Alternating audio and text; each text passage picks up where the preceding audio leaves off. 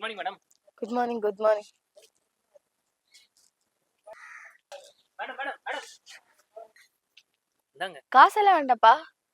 ஐயோ மேடம், அது இல்ல, உங்க பேக்ல இருந்து காசு கீழே வந்தது, அதான் இந்தாங்க. Thank you Peter. மேடம், நேத்தே கேட்கலான்னு இருந்தேன். நேத்துல இருந்து ஒரு மாதிரி இருக்கீங்களே, என்னாச்சு? அது ஒன்றும் இல்லை பீட்டர், ஒரு வாரமா கால் வலி கால் வெடிப்பு, என்ன பண்றதுனே தெரில. மேடம், நீங்க ட்ரை ஃப்ரூட்ஸ் அதிகமாக எடுத்துப்பீங்களா? ஆமா. கேஸ் ஃபார்ம் ஆகிற மாதிரி இந்த கொண்டக்கடலை முட்டை தான் அதிகமாக எடுத்துப்பீங்களோ? ஆமா. முக்கியமா தண்ணி அதிகமாக குடிக்க மாட்டீங்களோ? ஒர்க் ப்ரெஷர்ல சாப்பிடவே டைம் இல்லை, இங்க எங்க நான் ஒழுங்கா தண்ணி குடிக்கிறது? ஆமா, இதெல்லாம் நீ ஏன் கேக்குற?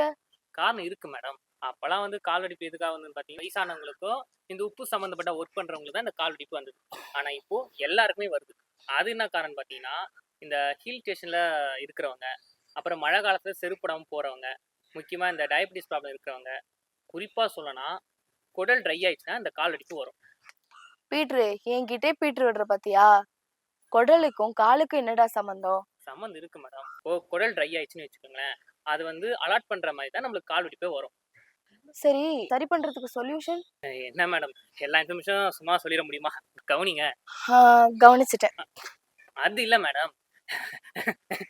புரியுது, கிறிஸ்துமஸ் வருது, காசு கேக்குற, சொல்யூஷன் சொல்லு, போறப்ப தரேன். சொல்றேன் மேடம். இப்போ கால் வெடிப்பு வராம இருக்கணும்னா, இந்த ஹில் ஸ்டேஷன் முக்கியம் மழை டைம்ல வெளியே போகும்போது அப்பெல்லாம் சாக்ஸ் செருப்பு போட்டுன்னு போகணும். அதே மாதிரி இந்த கட்டுமான வேலை நடக்குது பார்த்தீங்களா, அந்த இடத்துலலாம் செருப்படம் போகவே கூடாது. செருப்பு போட்டுன்னு தான் போகணும். முக்கியமா இந்த குடல் வந்து ட்ரை ஆகாம பார்த்துக்கணும். அது எப்படி பார்த்துக்கணும்னா, நம்ம தினமும் நல்லா தண்ணி குடிக்கணும். அதுலயும் வந்து சுடு தண்ணி குடிச்சா பெட்ரு. அந்த சுடு தண்ணியும் சீரகம் போட்டு குடிச்சிங்கன்னு வச்சுக்கோங்களேன், குடல் ட்ரை ஆகவே ஆகாது, கால் வெடிப்பும் வராது. நீங்க என்ன யோசிக்கணும்னு புரியுது மேடம். இப்போ நான் சொன்னது கால் வெடிப்பு வராம இருக்கிறதுக்கு. கால் வெடிப்பு வந்தா என்ன பண்ணணும்னு பார்த்தீங்கன்னா, இதுக்கு வீட்டு வைத்தியமே இருக்கு மேடம்.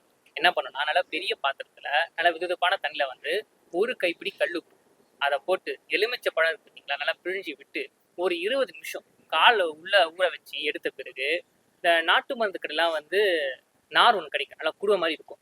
அதை எடுத்து இந்த கால் வெடிப்பு இருக்கு பார்த்தீங்களா, அங்க எருமாட்டுக்கு தேய்க்கிற மாதிரி, இல்ல இல்ல இல்ல, நல்லா தேய்க்கணும்னு சொன்னேன். நல்லா தேய்ச்ச பிறகு சுத்தமான துணியில அந்த இடத்த நீங்க தொடச்சிங்கன்னு வச்சுக்கோங்களேன், இது சரியாகும். இதை வந்து வாரத்துக்கு ஒரு வாட்டி 2 வாட்டி பண்ணா பெட்ரு.